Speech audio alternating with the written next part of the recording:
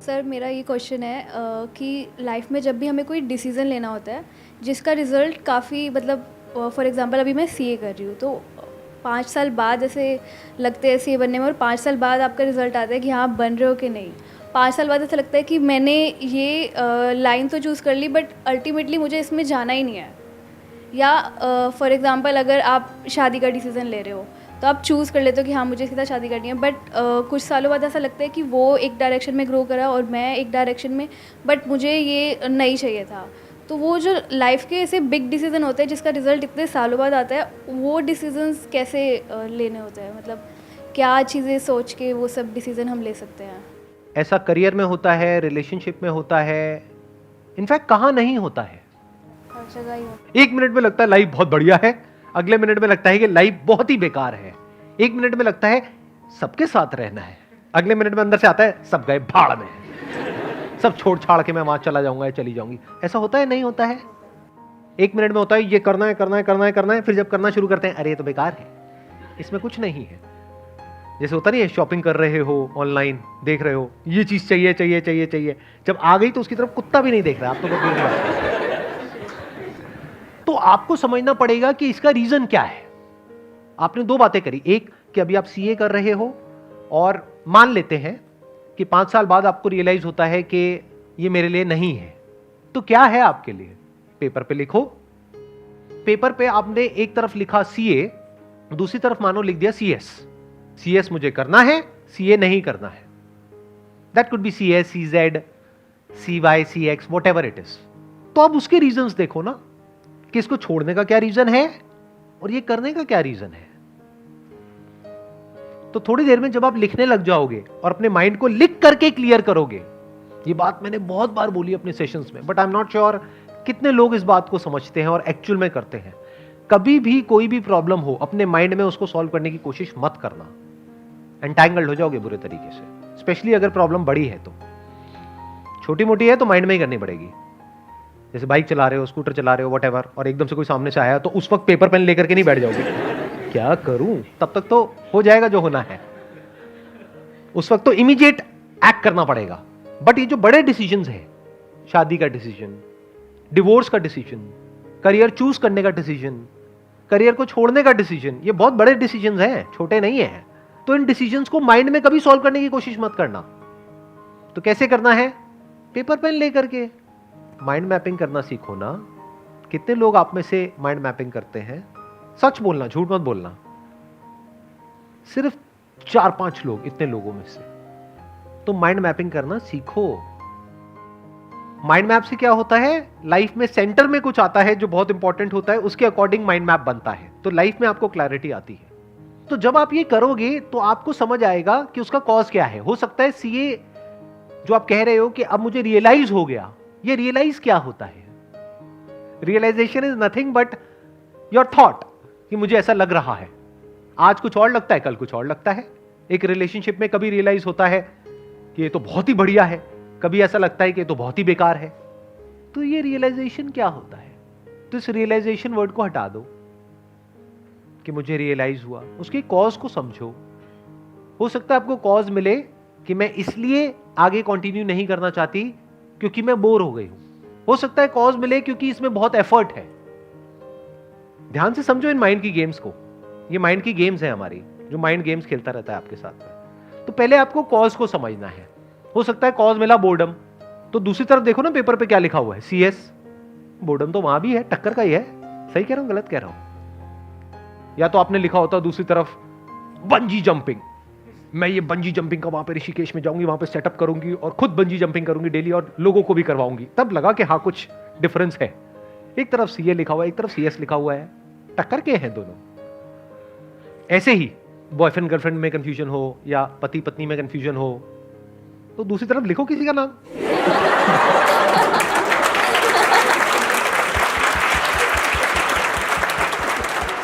फिर थोड़ी देर में आपको पता है क्या रियलाइजेशन आएगा, रियलाइजेशन, द रियल रियलाइजेशन। ये भी खच्चर, वो भी खच्चर, क्या फर्क पड़ता है? और मैं भी खच्चर, तो क्या फर्क पड़ता है? इस मंत्र को पकड़ना सीखो, लाइफ में बहुत काम आएगा। जहां पे आपको कुछ लॉन्ग टर्म तक सस्टेन करना है, शॉर्ट टर्म में मंत्र काम नहीं आएगा। वैसे शॉर्ट टर्म में भी आ जाएगा काफी केसेस में, बट लॉन्ग टर्म में मंत्र बहुत काम आता है कि क्या फर्क पड़ता है। हम सब अपने थॉट्स के हिसाब से चलते हैं, फीलिंग्स के हिसाब से चलते हैं, जो हमें लगता है अपने बिलीफ्स उसके हिसाब से चलते हैं, और सब कुछ ही लिमिटेड है, हर जगह क्लैशेस हैं, कॉन्फ्लिक्ट्स हैं, तो कोई भी परफेक्ट नहीं है। अगर कभी गलतफहमी होती है ना कि अगर मैंने सीए छोड़ दिया तो मैं ये करूंगी, तो वो लोग जो वो कर रहे हैं उनको जा करके देख लो, वो गलतफहमी दूर हो जाएगी। आप कहोगे यही बेटर है। लगता है ना कि उसकी पड़ोसी की लाइफ बढ़िया है, तो कहीं कोई छुपा हुआ कैमरा फिट कर दो उनके घर में, 2 दिन में आपकी गलतफहमी दूर हो जाएगी। लिविंग रूम में करना, बेडरूम में नहीं। सबको सब कुछ नहीं मिलता है। प्रवचन शुरू कर दूं मैं? भाग्य पे बहुत कुछ निर्भर करता है। ये मैंने बोला मजाक में, लेकिन मजाक नहीं है। अब आप कहोगे सर आप तो बोलते हो कि हमारा भाग्य हमारे हाथ में होता है, ये भी सच है। भाग्य हमारे हाथ में नहीं होता, ये भी सच है। अब आप कंफ्यूज हो जाओगे, आप कहोगे क्या मतलब, एक बात करो ना। अरे भाई साहब, लाइफ में ऐसा नहीं होता है जैसा आप सोचते हो। क्लियर कट आंसर नहीं होता है। एक स्टैंड पॉइंट से देखोगे तो आपका भाग्य आपके हाथ में नहीं है। जैसे आपने अपने माँ बाप को चूज किया, यस और नो? किसी ने किया तो नहीं है ना? नहीं, बड़े बड़े खुराफाती आ जाते हैं यहाँ पर, वो कुछ भी बोलने लग जाते हैं आकर के। सर मैंने ना अपनी शक्तियां इस्तेमाल करी जब मैं पेट में भी नहीं था, मैंने पेट को खुद चुना, मुझे इस पेट में जाना है अपने पिछले जन्म में, और मैं वहीं आया जहां मैं आना चाहता था। बहुत कुछ होता है जो हमारे हाथ में नहीं होता है। जैसे पेरेंट्स हमने चूज नहीं किए हैं, वो हमारा भाग्य है। अब अपने पेरेंट्स के बारे में जैसे आप सोच रहे हो, उसकी वजह से आपको अच्छा लग रहा है या बुरा लग रहा है, ये भी भाग्य है। तो एक है पेन और प्लेजर, एक है सुख और दुख। आपका जो सुख है और दुख है वो काफी हद तक आपकी थिंकिंग पे डिपेंड करता है। मैंने काफी हद तक इसलिए लगा दिया बीच में क्योंकि वहां पर भी एक्सेप्शंस हैं। अगर मैं ये कह दूंगा कि पूरी तरह से आप पे डिपेंड करता है तो ये बकवास है। आपका पति है, पत्नी है, वो बदतमीज है, उसको ये नहीं पता रिस्पेक्ट क्या होती है, तो आप सुखी कैसे रहोगे? तो पूरी तरह से आपके हाथ में कहां है? तो एक स्टैंड पॉइंट से देखा जाए तो भाग्य आपके हाथ में बिल्कुल भी नहीं है। आप यहां से बाहर जा रहे हो, कोई आया और आकर के एक्सीडेंट हो गया, आपकी कोई गलती नहीं है, इसको आप भाग्य बोल सकते हो जो आपके हाथ में नहीं है। जैसे कोई अमीर घर में पैदा हुआ बच्चा, कोई गरीब घर में पैदा हुआ, ये क्या है? भाग्य। Related to what? Pain and pleasure.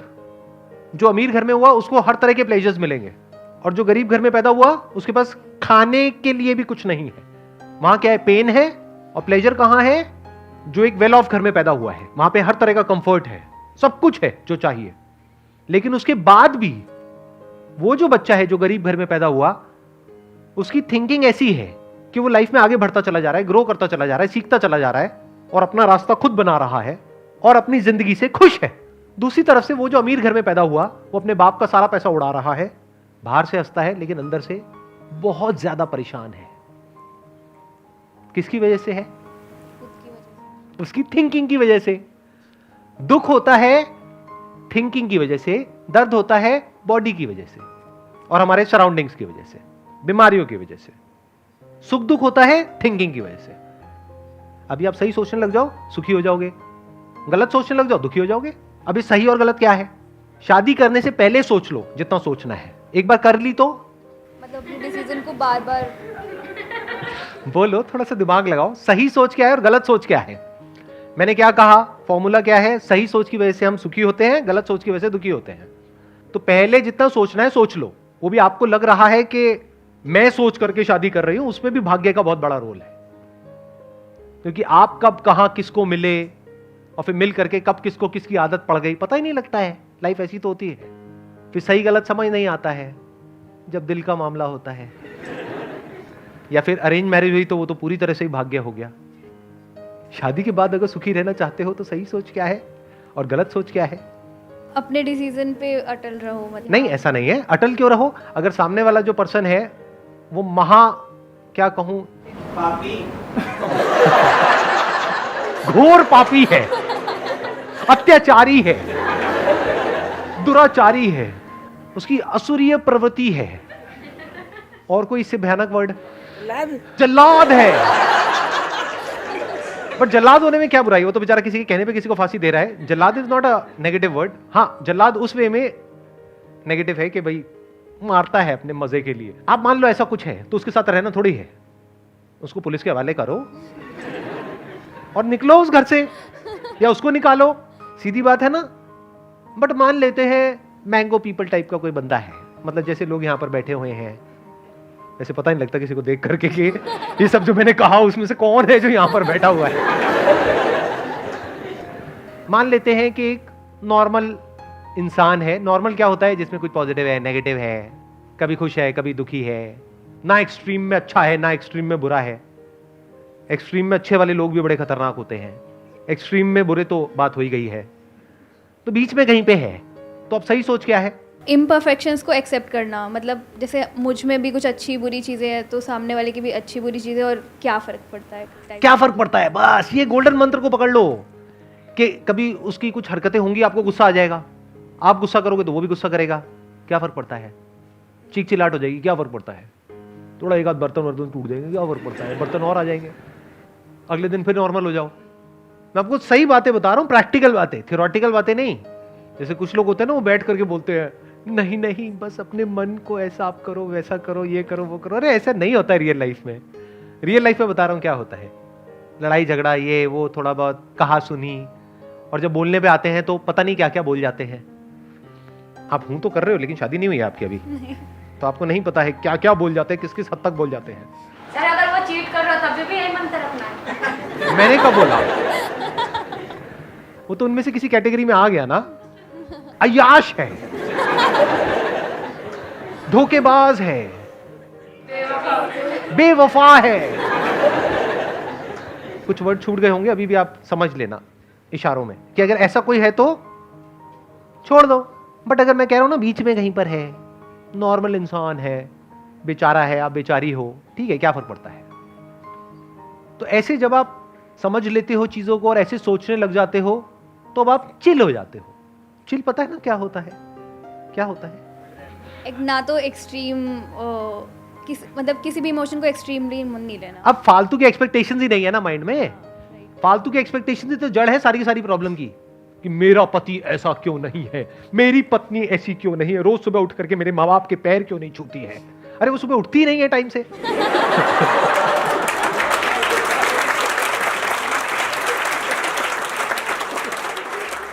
तो उल्टी सीधी एक्सपेक्टेशंस जो हमारी होती है ना, उसकी वजह से गड़बड़ हो जाती है। तो कोशिश करो, अगर किसी से शादी भी कर रहे हो, अगर कर रहे हो तो, करनी नहीं करनी आपकी मर्जी, तो ऐसे इंसान से करो जो थोड़ा रियलिस्टिक सा हो, प्रैक्टिकल सा हो। जब थोड़ा टाइम स्पेंड करोगे, कुछ मीटिंग्स करोगे, अगर अरेंज मैरिज है, और लव मैरिज करोगे तब तो पता लग ही जाएगा, 2 4 6 महीने में पत्ते खुल ही जाते हैं एक दूसरे के। तो कोशिश करो कोई ऐसा इंसान हो जो थोड़ा सा प्रैक्टिकल हो। आपको जवाब मिल गया है?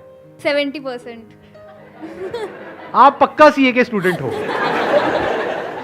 मैंने इतनी मेहनत करी, उसके बाद भी आपने मुझे 70% दिए। क्या रह गई कमी? 30% कहां पर कमी रह गई? जैसे आपने बोला कि जब हमें कोई करियर वगैरह चूज़ करना है तो पॉइंट्स नोट कर लो और कंपेयर करो, तो कंपैरिजन भी तो हमारे इमोशंस से उठ के ही आएगा। मतलब इमोशंस को हटा दो। जब आप लिखते हो तो इमोशंस हट जाते हैं। ये भी आपको एक बहुत बड़ा सीक्रेट बता रहा हूं। इमोशन सारे यहां पर है, फीलिंग्स में आप ट्रिगर होते रहते हो, तरह तरह का केमिकल लोचा होता है, तरह तरह की सेंसेशंस होती हैं, उसके अकॉर्डिंग सब कुछ चल रहा होता है। जब लिखने पे आते हो तो प्रैक्टिकल हो जाते हो। जैसे एग्जाम से पहले इमोशंस अपनी चरम सीमा पर होते हैं, मतलब अंदर बहुत ज्यादा डर लग रहा होता है, एक्साइटमेंट हो रहा होता है, तरह तरह के इमोशंस अंदर चल रहे होते हैं, पता नहीं क्या होगा क्या नहीं होगा। जब एक बार वहां पर आप चले जाते हो और लिखना शुरू कर देते हो, उसके बाद इमोशंस कहां होते हैं? कभी ऑब्जर्व किया है इस चीज को? मतलब सिर्फ मैं कह रहा हूं तब यस बोल रहे हो या एक्चुअल में ऑब्जर्व किया है? एक्चुअली ऐसा होता है। समझ गए ना मैंने क्या बोला है? तो लिखो। The moment you right it down, emotions खत्म हो जाएंगे थोड़ी सी देर में, मतलब 2 4 5 मिनट तक रहेंगे। लेकिन अगर आप 1 1.5 घंटा, 2 घंटा, 4 घंटा कहीं पीसफुल सी जगह पर बैठे हुए हो, हल्का सा कोई म्यूजिक लगा लिया है, माइंड मैपिंग कर रहे हो, या पेपर पे कुछ लिख रहे हो, कुछ ड्रॉ कर रहे हो, और कलरफुल स्केच पेन्स रख लो, उससे कुछ बना रहे हो, तो थोड़ी देर में आप देखोगे आप एक फ्लो की स्टेट में चले जाओगे।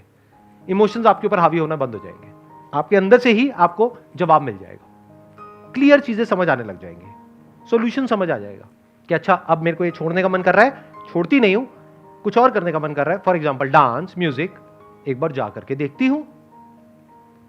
जब जाओगे, गाओगे और सारे बाहर भाग जाएंगे, कमरा छोड़ करके, तो फिर वापस सीए पे आओगे। अब कितने % मिले मेरे को? 100%। 100%।